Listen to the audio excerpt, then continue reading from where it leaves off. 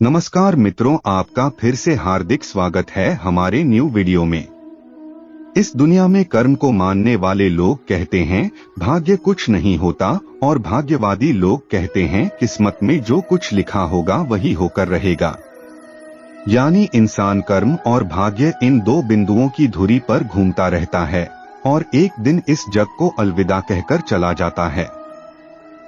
भाग्य और कर्म को अच्छे से समझने के लिए पुराणों में एक कहानी का उल्लेख मिलता है।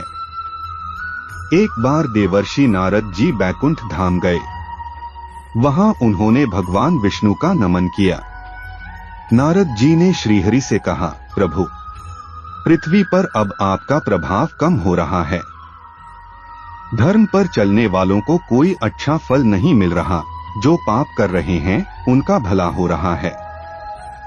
इस दुनिया में कर्म को मानने वाले लोग कहते हैं भाग्य कुछ नहीं होता, और भाग्यवादी लोग कहते हैं किस्मत में जो कुछ लिखा होगा वही होकर रहेगा।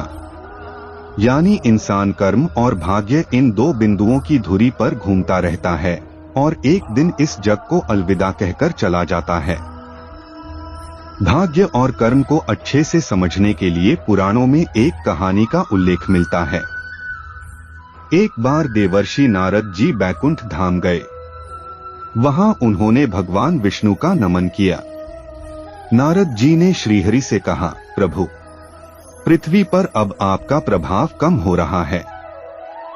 धर्म पर चलने वालों को कोई अच्छा फल नहीं मिल रहा, जो पाप कर रहे हैं उनका भला हो रहा है। तब श्रीहरि ने कहा, ऐसा नहीं है देवर्षि, जो भी हो रहा है सब नेति के जरिए हो रहा है। नारद बोले, मैं तो देखकर आ रहा हूँ, पापियों को अच्छा फल मिल रहा है और भला करने वाले धर्म के रास्ते पर चलने वाले लोगों को बुरा फल मिल रहा है। भगवान ने कहा, कोई ऐसी घटना बताओ। नारद ने कहा, अभी मैं एक जंगल से आ रहा हूँ। वहाँ एक गाय दलदल में फंसी हुई थी। कोई उसे बचाने वाला नहीं था। तभी एक चोर उधर से गुजरा।